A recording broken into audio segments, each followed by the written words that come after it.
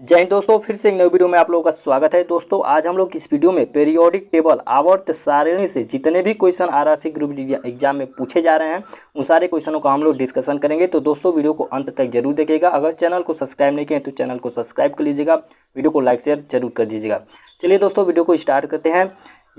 ठीक है, याद रखिएगा कि यहाँ से क्वेश्चन पूछा जा रहा है, वर्तमान में खोजे गए तत्वों की संख्या कितनी है। तो पहला क्वेश्चन यही बनता है, तो 118 है। ठीक है, प्राकृतिक में पाए गए तत्वों की संख्या 94 है और मानव द्वारा निर्मित तत्वों की संख्या कितनी है, तो 24 है। ठीक है, चलिए अब आते हैं डोबर्नियर का ट्रिक नियम। ठीक है, इन्होंने क्या किया था कि डोबर्नियर ने समान गुण वाले 3 तत्वों के समूह बनाए थे और इन्होंने कहा था कि यदि समान गुण वाले 3 तत्वों को उनके बढ़ते हुए परमाणु भार के क्रम में रखा जाए तो बीच वाले तत्वों का परमाणु भार जो है पहले तथा तीसरे तत्वों के परमाणु भार के औसत के बराबर होता है। ठीक है, अब यहाँ पे देखिए जैसे तत्व इन्होंने 3 ट्रिक लिए थे, लिथियम, सोडियम और पोटेशियम। ठीक है, लिथियम, सोडियम और पोटेशियम। तो लिथियम का परमाणु भार जो है 7 होता है, सोडियम का 23 होता है और पोटेशियम का 39 होता है। तो उन्होंने कहा था कि पहले और अंतिम वाले तत्वों का औसत जब निकालते हैं तो तीसरे वाले तत्व के बराबर आता है।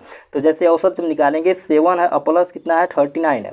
अब इसका जब औसत निकालेंगे तो कितना आ जाएगा, इसका औसत जब इन दोनों को जोड़ेंगे तो कितना आ जाएगा 46/2। ठीक है, जब काटेंगे तो कितना आ जाएगा 23। देखिए बीच वाले परमाणु भार के बराबर आ गया। तो ये डोबर्नियर का ट्रिक नियम यही कहता है। ठीक है, चलिए आगे देख, डोबर्नियर के ट्रिक नियम के कुछ उदाहरण हैं जो एग्जाम में बार बार पूछा जाता है, तो याद रखिएगा, लिथियम, सोडियम और पोटेशियम। ठीक है, अगला है कैल्शियम, स्ट्रेशियम और ब्रोमीन, क्लोरीन, ब्रोमीन और आयोडीन, इसको याद रखिएगा। ठीक है, चलिए आगे देखते हैं न्यूलैंड का अष्टक नियम। यहाँ से भी क्वेश्चन पूछा जा रहा है। तो इन्होंने सन 1863 में, ठीक है, न्यूलैंड ने देखा कि यदि तत्वों को उनके परमाणु भार के बढ़ते हुए क्रम में व्यवस्थित किया जाए तो प्रत्येक 8वें तत्व के गुण जो है पहले तत्वों के गुणों में समानता प्रदर्शित करते हैं। ठीक है, प्रत्येक 8वां तत्व जो है पहले वाले तत्व के गुण के समान जो है गुण प्रदर्शित करता है। ठीक है, न्यूलैंड के अष्टक नियम की कुछ सीमाएं थी कि न्यूलैंड का जो अष्टक नियम था यह केवल कैल्शियम तक ही तत्वों तक ही सीमित रहा। याद रखिएगा, ये क्वेश्चन पूछा गया है कि जो न्यूलैंड का अष्टक नियम है कितने तत्वों तक जो है सीमित रह गया, तो कैल्शियम तक जो है यह सीमित रह गया। और न्यूलैंड का अष्टक नियम केवल हल्के तत्वों के साथ ही भली भांति सफल रहा। ठीक है, हल्के तत्व जो होते थे उन्हीं पर सफल रहा। न्यूलैंड के समय ज्ञात तत्वों की संख्या कितनी थी, तो 56 थी। याद रखिएगा कि न्यूलैंड के समय ज्ञात तत्वों की संख्या कितनी थी, 56 थी। ठीक है, आगे चलिए देखते हैं मेंडलीव की मूल आवर्त सारणी। तो खोज कब हुआ था, खोज बहुत ज़्यादा पूछा जा रहा है, तो 1869 में। ठीक है, ज्ञात तत्वों की संख्या 63 थी उनके समय जो है, और तत्वों को परमाणु भार के बढ़ते क्रम में रखा गया था।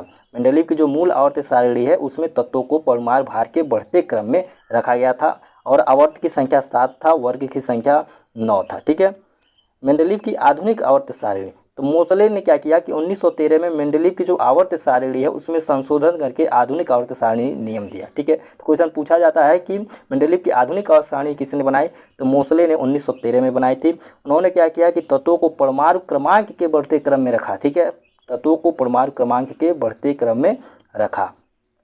आगे देखते हैं, यहाँ से क्वेश्चन बहुत ज़्यादा पूछा जा रहा है कि वर्ग में ऊपर से नीचे आने पर क्या क्या होता है। तो याद रखिएगा कि वर्ग में ऊपर से नीचे आने पर परमाणु भार बढ़ता है। ठीक है, जैसे मान लीजिए हाइड्रोजन है, ठीक है, हाइड्रोजन है, हीलियम है, लिथियम है, तो ऐसे बढ़ता जाता है। तो परमाणु भार क्या होता है, बढ़ता है। तो जब परमाणु भार बढ़ता है तो परमाणु आकार भी बढ़ता है।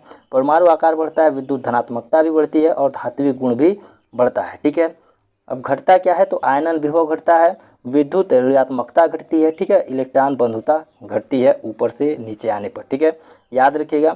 आगे चलिए, आवर्त में बाएं से दाएं जाने पर क्या होता है, तो परमाणु भार बढ़ता है। ठीक है, आवर्त में बाएं से दाएं जाने पर परमाणु भार बढ़ता है, परमाणु आकार घटता है। ठीक है, परमाणु आकार घटता है लेकिन 0 वर्ग को छोड़ करके, क्योंकि इसका आकार क्या होता है, बढ़ता है, यानी कि 0 वर्ग अपवाद है। ठीक है, आयनन विभव भी बढ़ता है और इलेक्ट्रॉन बंधुता बढ़ती है। ठीक है, परमाणु आकार क्या होता है, घटता है। उम्मीद करते हैं कि यह वीडियो आपको बहुत ही पसंद आया होगा। दोस्तों अगर वीडियो पसंद आए तो वीडियो को लाइक कर दीजिएगा, शेयर कर दीजिएगा और चैनल को सब्सक्राइब कर लीजिएगा। जय हिंद।